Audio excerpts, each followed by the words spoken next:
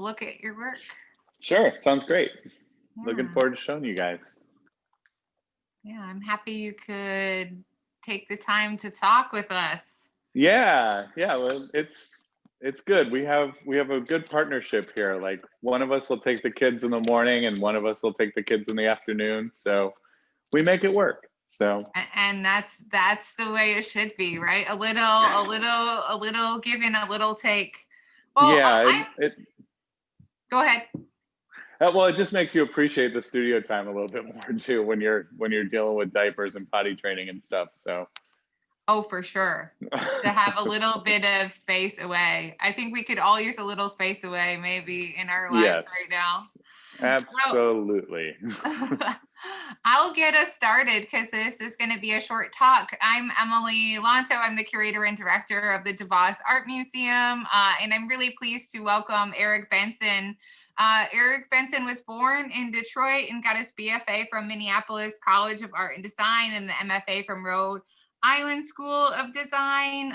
He attended Skowhegan and is a painter, and he shows his work really frequently. So I was excited to be able to talk with Erik. He was also in the North of the 45th this year. You can learn more about him from him. I do want to thank MCACA, the Michigan Council for the Arts and Cultural Affairs, for helping us do all of these talks, letting us reschedule a few things so that we were able to speak with artists. And we can take it away. We'll get started. Okay, well, thank you so much for having me. It's great to be here. Yeah. So you are, I wanted to start with a couple things. We were just talking about how maybe the pandemic has made us more appreciative of our situations, or at least more cognizant of them. Sure. So what are you working on these days? Has there been any changes or shifts in the things that you're working on? A lot of shifts. If you could turn on my screen so I can actually see myself, I Yeah. could show you. Let me stop this screen share. No worries. I was working on a show right before the pandemic hit, and I actually was in New York the first week of March, just checking out shows in the Armory and seeing a lot of really great shows. So that really satiated me for a while. But when I came back and everything got so serious, because it's almost like you could see it in real time in New York. I got there on Thursday and no one was taking it serious. By Saturday, everyone was freaked out and completely terrified, and I couldn't wait to go home the next day. So it was a really interesting time. So I came back and I looked at my work in this different light, and I was working on a show for a gallery in Boston, Russell and LaMontagne Gallery, and all the work was basically finished, but it just didn't quite have kind of the emotional resonance that the pandemic sort of brought to everything. So, and luckily that show just got postponed until September, which this is the last week the show is up.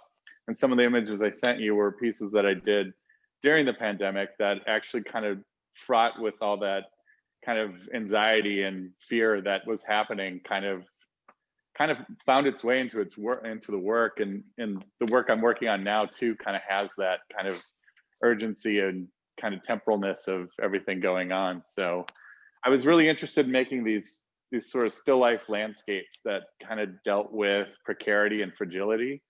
And then when everything that happened with the pandemic and racial injustice and stuff here in Minneapolis, especially with George Floyd, everything just got so much more serious and spotlighted with it happening in real life, that the painting seemed to take on a more emotional chord. Like it really seemed to have more of an urgency and a more directness that I wanted to address with my work. So I didn't really want to I didn't want to stand by and be an audience member. I wanted to participate in this critique as well.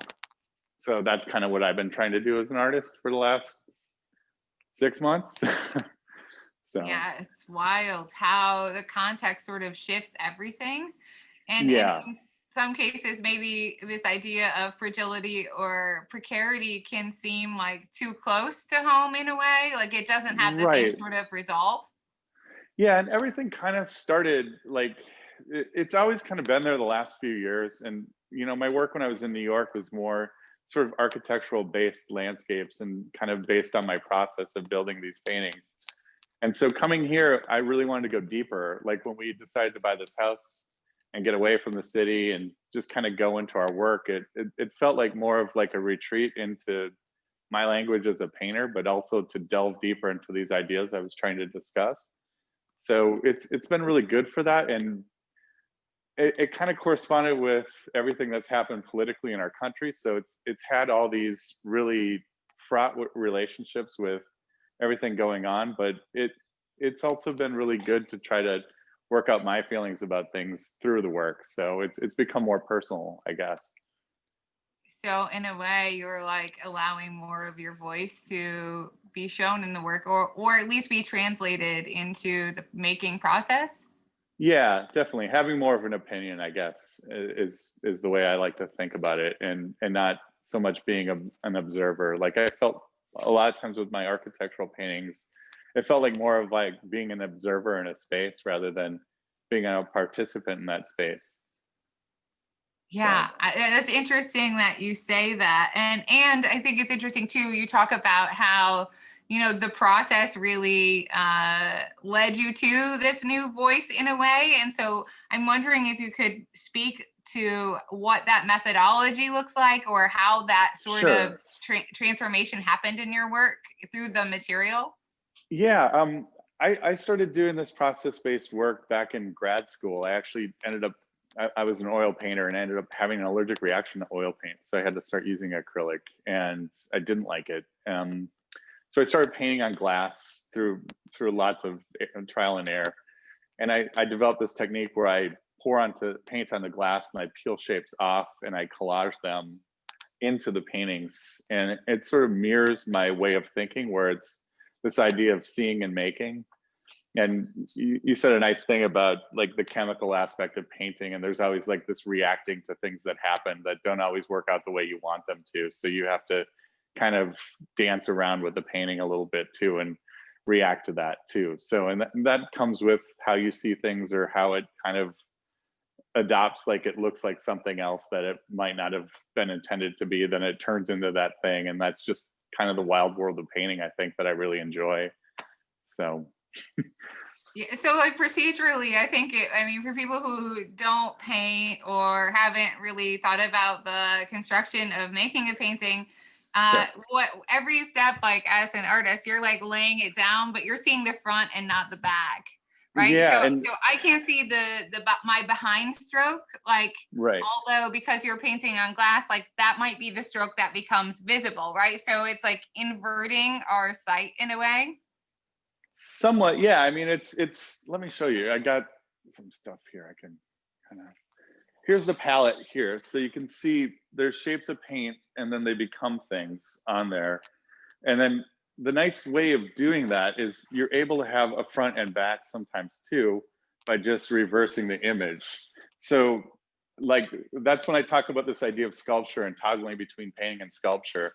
I really like that idea because a lot of the time my paintings are three-dimensional, because they come off the table and then they go onto the painting and they turn into like a pinata that's been skewered by this pole. So and I think that that's a really fun kind of interaction between painting and sculpture, and seeing and thinking, and all these kind of metaphorical things that kind of make sense to me as an artist. Yeah, okay. I'm glad you showed us your palette, because I was not quite imagining it Right. looking quite like that. Like to me, I make collages like as part of a practice before I come to work, and that reminds me a lot of like it's like a piece of paper, it's a material that you're then like, this is a color, it's a swath of color that is like the beginning, right? And then you move on from there. Sometimes it'll be a texture though too. It all starts with something on the glass. Like it'll sort of depend. Like here, for example, this bigger painting over here that I'm working on, it's based on like these kind of maquettes of a Constance Brancusi. Yeah, So it's yeah. the idea of making a Constance Brancusi out of cardboard. I thought that was an interesting idea. So this is going to be this kind of maquette of like sculptures and things that just exist on these cinder blocks and what do you call them? Milk crates and things that just kind of make up like these makeshift pedestals. So, but yeah, so it just depends on what idea I'm kind of interested in. So like, it doesn't always start out just one solid color. Like my daughter I did a painting of her unicorn balloon that I'm working on towards something a little darker than a 4-year-old's birthday party, I guess. So, Yeah. but yeah, so it'll just, and like duct tape or packing tape or all these things, I kind of make them. So they're actually, they look like packing tape and duct tape, but they're actually all made out of paint. So I like this idea of like mimicking something that it looks like a sticker. Like stickers have found their way into my work with having children. So I like to take some stickers from my kids and I'll bring them out here and I'll paint them. So it becomes like this drawing exercise as well. So it's all these kind of like back and forth that I really enjoy. And I think that gives the dimensionality to the work, like quite physically, but also quite intellectually. So those are the kind of things I toggle between and I really enjoy thinking about. I think there's something really interesting in the fact that you're referring to, Brancusi and this idea of a sculpture at its basic, but also like these giants in art history. And Yeah. then also duct tape and stickers, like sort Yeah. of tokens of our consumption or everyday life. Are there like, do you have sort of heroes or like in terms of like Yeah. that you bring into paintings on a regular basis, or right now, or is there an artist that you're like, I'm super jazzed on this artist and I'm kind of thinking about that in the work? I mean, I think about so many people constantly, but I guess probably one of my biggest influences is Philip Guston.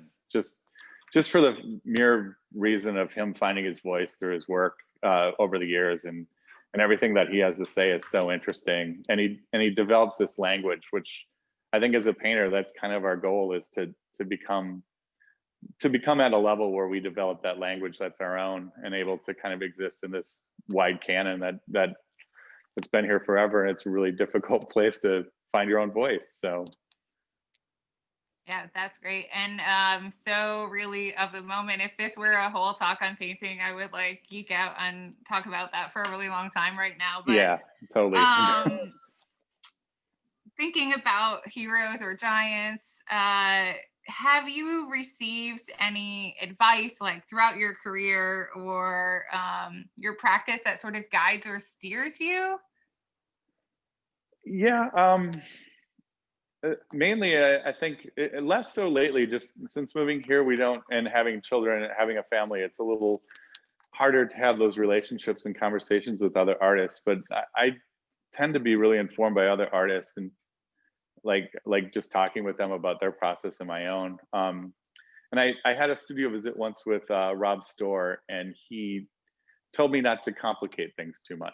And that's advice that's always stuck with me, especially when a painting tends to get really complicated. And sometimes it can get complicated for the right reasons and you don't lose your voice, but sometimes you sort of lose yourself by overcomplicating it. And that conversation comes up in my mind quite a bit. That's probably 10 years ago now. So Yeah, and you're still thinking about it. I think those yeah. nuggets are like really important because there is some truth or some resonance that. Yeah, it's not always easy to hear, but yeah, that's true. So Yeah.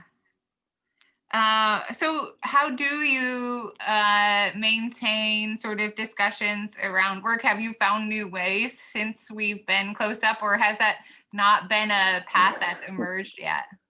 well, I'm lucky to have a wife who's also a talented artist who is really smart and able to help me through a lot of things I'm processing. So that's been good. And I have a lot of conversations with friends back in New York about what they're working on and going through too. So I think the good thing about this pandemic is it's not that it doesn't look that different our day to day than it would if it were normal again. We're all sort of isolated as artists anyway. So it just now it's just a little more real. So Yeah. So I think like in that case, it's like, do you think it would change your sort of intentionality about how you seek these discussions, or at least how you think about them in retrospect? yeah, I think I'd probably have more studio visits and have more people over and just have more conversations about what I'm working on. So, but and that hasn't been able to happen because of the pandemic. So it's Yeah. I think it's good to have as many voices as you can, like seeing your work and talking to you about it. So yeah, that's been kind of a drag, I guess. So, or troubleshooting some ideas. I had a friend from New York who was in town this summer, and he popped in here for a second. He just thought I was losing my mind, I think. So Well, I think but we have these conversations with ourselves that we're used to having yeah. with other people. And sometimes we don't know how to answer ourselves in these really quiet times and spaces. Do Yeah, you think the yeah. intentionality, that you're talking about in terms of seeking out people and conversations, does that kind of same intentionality about seeking place to make or time and in the studio, does that resonate as well, or like how has that shifted your intentionality in relationship to your practice? Sure. Yeah. I mean, it's funny because like I'm sort of a creature of I'm a visual creature, and I kind of consume things by seeing them, and that's been kind of put on hold a little bit with the pandemic, unfortunately. But we've had this really great routine of, as a family, having studio time in the morning, and then having lunch, and then going for these walks. And on these walks for the last 6 months, I've been taking all these photos of just really normal, weird little things that happen, and it's finding its way into my work. And it's really like these hearts are like hearts that people put in their window. So just to kind of like support each other while we're all kind of isolated. So, and it's just funny how things kind of find their way narratively into your work. So yeah, it's been really interesting that way. So I've been trying to hone down a little bit and focus on the real stuff that I am experiencing. So Yeah, so it seems like the engagement with the everyday, like whether mm, it was like the engagement with the art world at large previous to this moment, or the engagement with right. the everyday is like maybe becoming amplified right now in your work. Is that Yeah, and I mean it's all kind of relevant, I think, because it all becomes the same thing once you kind of untangle it and reel it around and put it in your work. It's all yours at some point. It's how you've seen it. It's not necessarily the Brancusi sculpture, but it's your experience of the Brancusi sculpture. So, or same thing with Picasso or Guston or anything like that. Like how I make all these references to things like that in my work that I try to have my own perspective on. That's like my relationship to seeing it rather than them being in the world. So because they don't need my help. So right? Uh, a moment ago when you were talking about like seeing mhm. or witnessing previous in your work, like you felt like you were looking in on something versus seeing and experiencing. And just the way that you've talked about approaching your practice so far, I'm curious as to how photography, if that's something that lends itself to your practice. Is that do you collect images? Do you just collect things? Like how do these moments or objects sort of, how is that a part of the process, or an initial part of the process? Yeah, just usually it'll start from something that's just visually interesting to me, and then either for it being some narrative thing that fits into my mind at that particular time, or just like I work as an art handler too, so I handle a lot of objects, and some things that I find myself really attracted to. It's usually just something that I'm really like. So, and then I'll take photographs of it. Sometimes it finds its way into a painting, sometimes it doesn't. It's really sort of random a lot of the time. So, but yeah, it's kind of, I use them kind of as drawings, I guess, when I'm photographing things with my iPhone. It's just usually like as a visual reminder of how I felt about that thing when I saw it, so I can kind of go back to thinking about that. So, and it gives me a way into making something that experience becomes something else after thinking about having seen it. So sorry, this is getting really heady quick. So I'm sorry. Yeah, I think that part is interesting, the shift of having these big conversations to really thinking about how your work can be made intentionally and still have your voice, even though there's been this huge shift, and based on different routines, like the routine of going for a walk. Do you think that your work is now sort of more diaristic than it was before? And if so, is that sort of diaristic part of it, is that also like, does that coincide with your voice being evident rather than being an observer? You know, I'm hesitant to say it is, but I guess it is. I mean, it's just the reality is it just has to be right now. So I always kind of like held my work kind of back a little bit for a long period of time, and I didn't really let anyone into what I was actually thinking. So I think this stuff does a little bit more. It takes more of a stance on things and more of my own issues of those things. So I guess that does make it diaristic in that regard. So do you notice that the feedback loop, if it's, shorter, if you used to hold it back longer, has that affected your practice, or even how you sort of emotionally relate to your practice? yeah, maybe? well, it feels like so much lately has been about how many likes you get on Instagram. So that sort of like sadly has become my feedback loop. And I don't know, for better or worse, it's got its qualities, and there's good ways to get your work out there with it. But I try not to let those things get me down. I try to just keep plunging through things that I'm interested in, and I guess I'll sort it out after this pandemic and see if it makes sense then too. So because I guess there's going to be something that happens after that we're going to have to make sense of things too. So Yeah, I think the thing that you mentioned about Instagram is interesting. And I want to ask you a question in relationship to that. Do you notice in your Instagram presence, like, if works are maybe more difficult, that they don't get as many likes? Like, they might be like much better formally, but they're difficult for like mass consumption, and maybe that's the thing that prevents likes. I think that's a big part of it. So and that I think that is really true. And sometimes people just want to kind of veg out on a screen too. So, and I get that. I do the same thing. So, but in a way it doesn't that feel could good propel, though. in a way that might propel your work, towards a place that resonates with you more, then is like more like Shazam likable for a huge audience. Yeah. We'll see. I try to stick to art, not family stuff. Sometimes that'll find its way in there too, but it tends to be painting lately that I've just kind of tried to have my Instagram presence about. Yeah. And I think that is interesting to think about your practice and what resonates or what doesn't, and is that a good feedback loop or not? Yeah, I guess I've always been kind of one to think that if you make a really good painting and you feel good about it, most of the time you're right. So I try to have that confidence in myself still, even when I feel really unconfident. Like there's a lot of hard choices that happen here where I'll just completely throw a painting out because it just doesn't get to that place or level that I want it to do.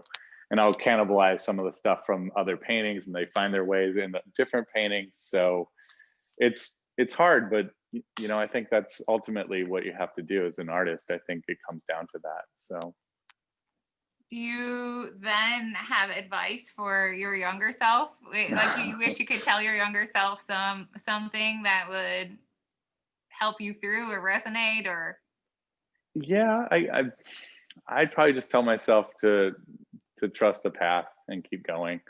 So listen to yourself and don't get too into your head. So yeah, listen to yourself. That's so hard, isn't it? it's really hard, especially when you're young. So it's hard now. Yeah, So truly.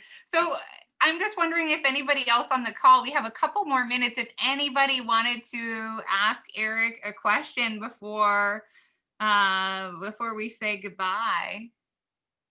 Does anybody have a question about Erik's practice, or I could also show you this pandemic still life.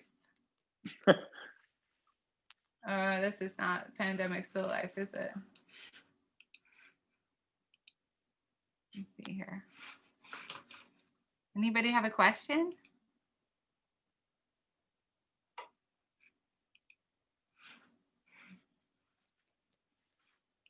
No. I came in late, so I think I just missed seeing the palette. I'd like to see Okay. it. Yeah. If you know, I hate to be Sure. redundant, but It's okay. I was teaching up until a few minutes after 12, and so they're yeah. basically sheets of glass.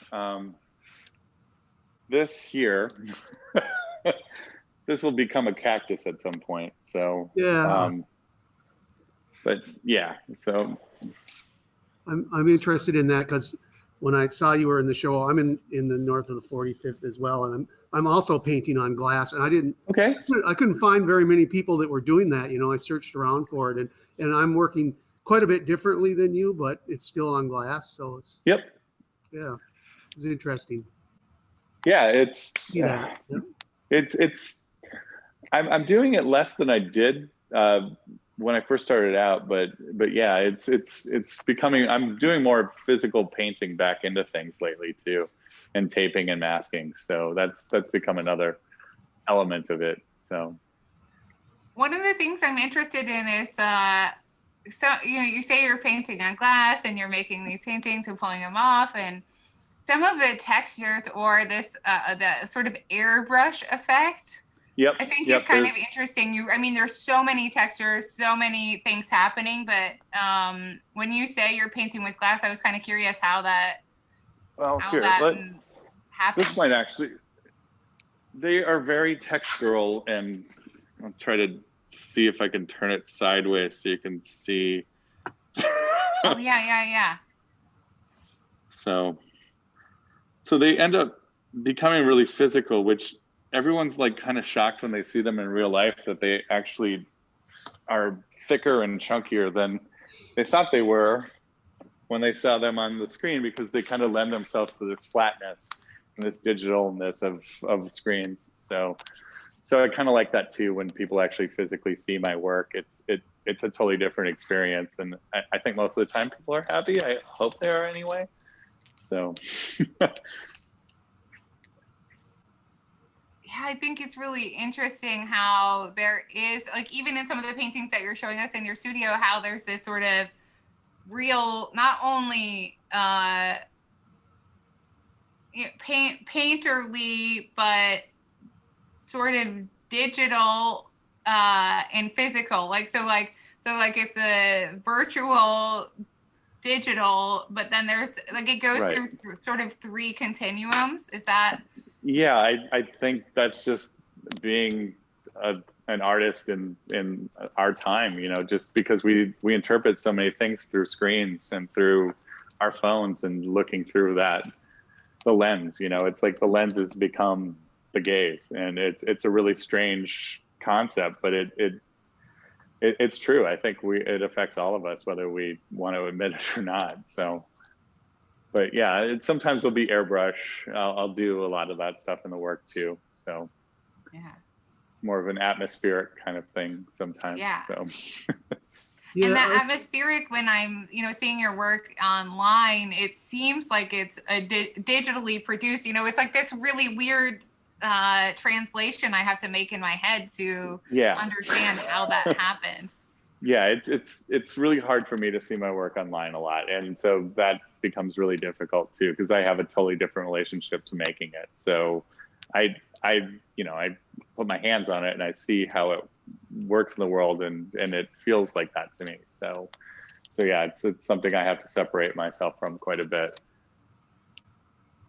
Well, thank you so much for taking the time to thank you so much. Today. Thanks for having me. It's really great that I could show you guys my studio. So yeah, we're stoked to see it virtually.